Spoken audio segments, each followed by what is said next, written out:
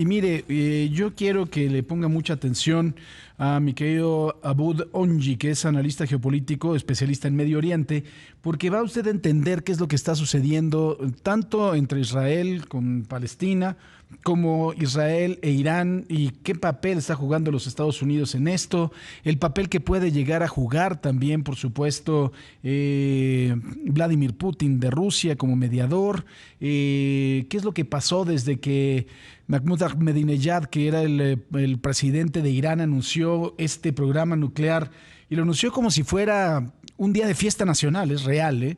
Mi querido Abud, ¿cómo estás? Muy buenas tardes. Hola Francisco, un gusto como siempre. Oye, a ver, cuéntanos un poquito, ¿cómo nace este conflicto? ¿Qué tiene que ver Irán? ¿Por qué se meten ellos en este asunto?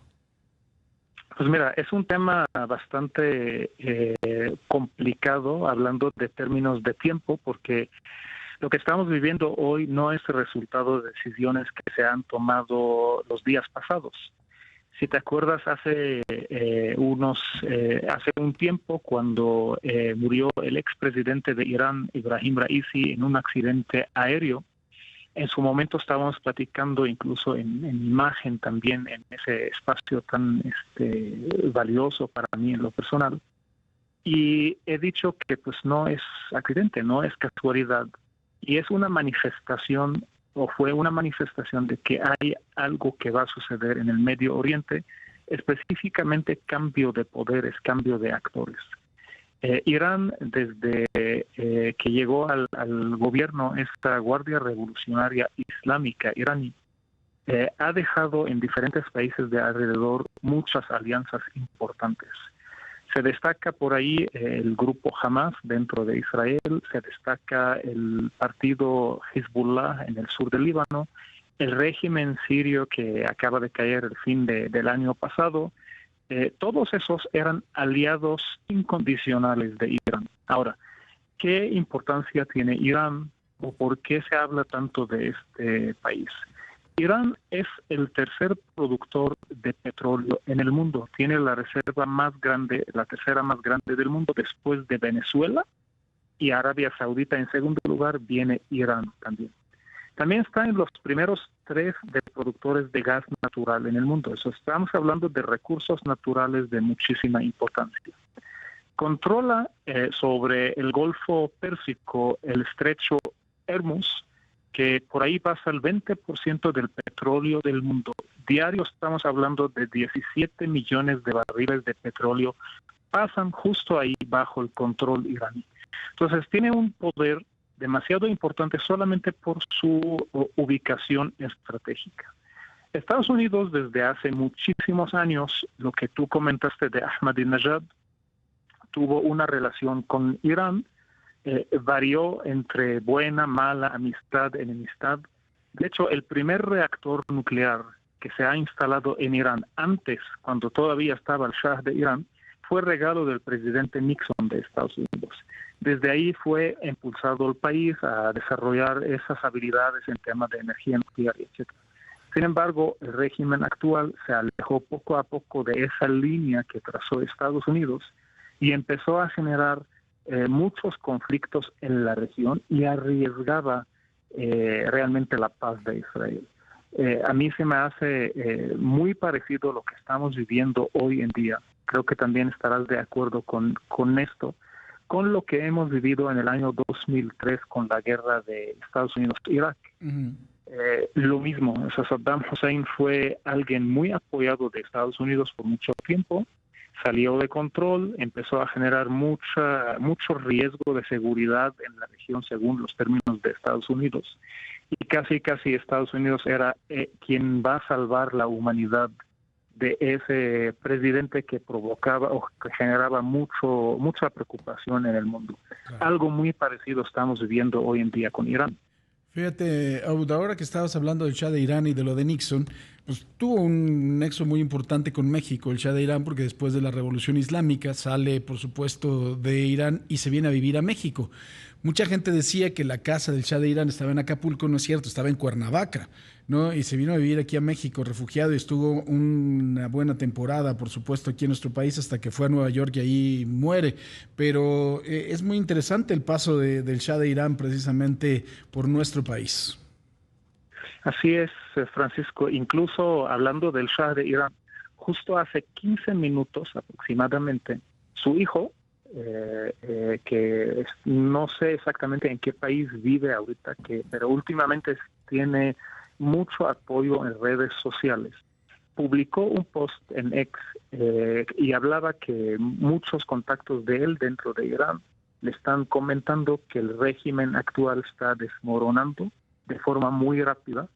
No lo descarto, realmente una caída de régimen podría ser más cerca de lo que estamos imaginando, porque Israel pues ha cazado literal diferentes cabezas importantes dentro de esa estructura militar y científicos también en el programa nuclear iraní. Entonces una caída de régimen no la descarto. No sé si regresará el hijo del Shah a gobernar en el lugar de su papá. Tampoco es una idea tan extrema. Podría pasar, ha sucedido en diferentes lados del mundo en la historia. Mohammed Reza Pahlavi se llamaba, ¿no? El Shah de Irán, y creo que su hijo también se llama Mohammed, ¿no? Así es. Oye, qué interesante esto que nos estás diciendo. Ahora, Abud, en la mañana yo te preguntaba, ¿esto puede detonar una guerra mundial?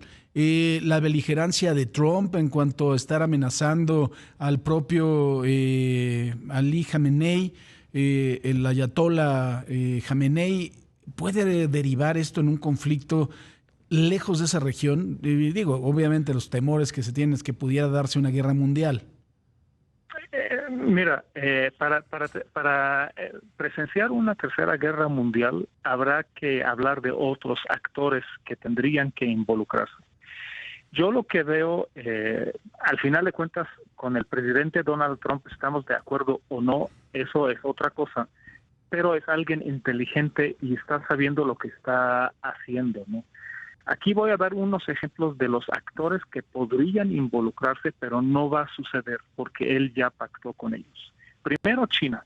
Con China hay pacto que tiene que ver con el conflicto que vivimos hace unas semanas entre India y Pakistán. Ese conflicto está en manos de Donald Trump y él lo puede detonar en cualquier momento. Y además de esto, el tema económico es un punto de negociación con China.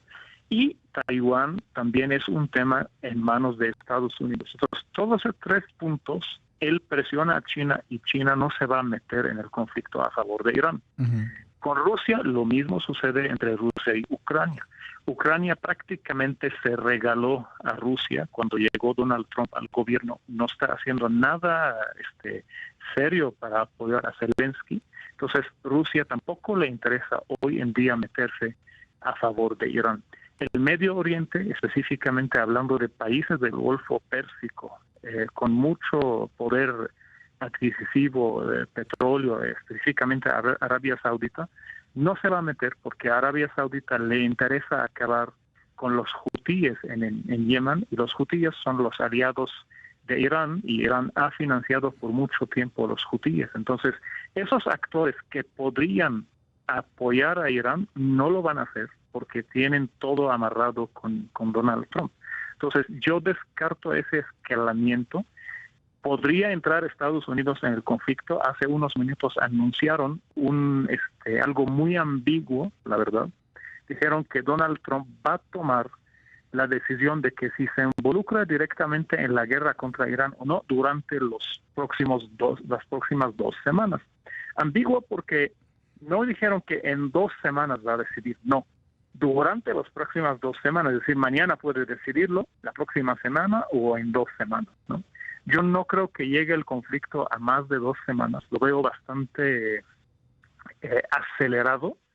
Yo creo que los resultados sean lo que sean, los vamos a presenciar en pocos días o semanas, pero no creo que es un conflicto que va a escalar mucho tiempo como lo que hemos vivido entre Rusia y Ucrania.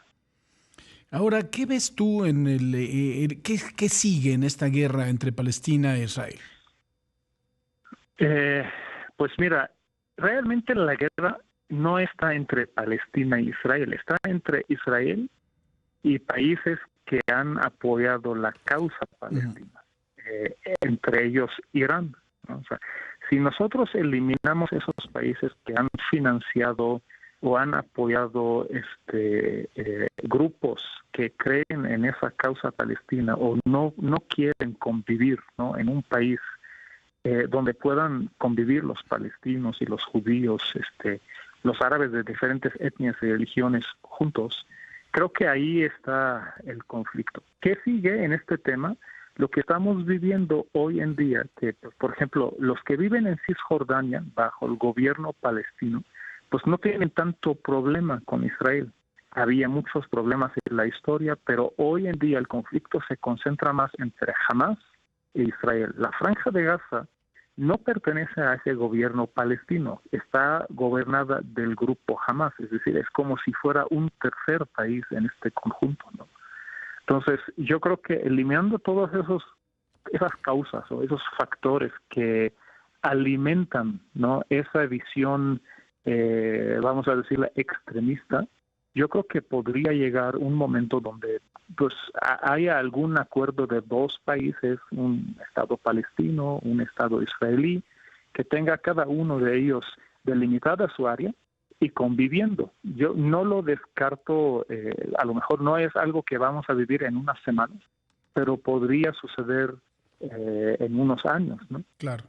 Oye, fíjate, precisamente en este momento está en Fox News el príncipe reinante exiliado, ¿no? Según lo que le están poniendo ahí, está declarando Reza Pahlavi, que es como le pusieron, ¿no? Todavía le ponen Her Royal Highness y le ponen príncipe exiliado de Irán, y está ahorita en Fox News haciendo estas mismas declaraciones que en X. Lo que él puso precisamente, lo que tú nos estabas diciendo, la República Islámica ha llegado a su fin y está cayendo. Lo que ha comenzado es irreversible. El futuro es brillante y juntos sortearemos este giro radical de la historia. Ahora es el momento de plantar cara. Es hora de recuperar Irán. Espero estar con ustedes pronto. Oye, tremendo post, ¿eh? Sí. Y no lo descarto, te digo. O sea, en términos militares, Francisco, ambos países están manejando estrategias totalmente diferentes. El ejército de Irán tiene más cantidades. Si tú ves, por ejemplo, soldados, tiene más de 600,000. En comparación con Israel no llegan a 150,000, ¿no? Tiene mucho más misiles. Pero, por ejemplo, la fuerza de Israel se concentra en la fuerza aérea. Por eso Israel no se mete a través de invasión terrestre. Ahora, cada uno de ellos maneja una estrategia completamente diferente. Israel tiene ataques estratégicos precisos, mientras que Irán está atacando por cantidades. Lanza cientos de misiles para que caiga lo que llegue a caer ahí, ¿no? Pero no estamos viviendo que están haciendo algunos golpes estratégicos, matando algunas cabezas importantes del gobierno o del ejército de Israel. Pues muy interesante, como siempre, platicar contigo, mi querido Abud. Te mando un fuerte abrazo y muchísimas gracias. Un gusto, Francisco. Saludos. Igualmente, Abud Ongi, que es analista geopolítico y especialista en Medio Oriente.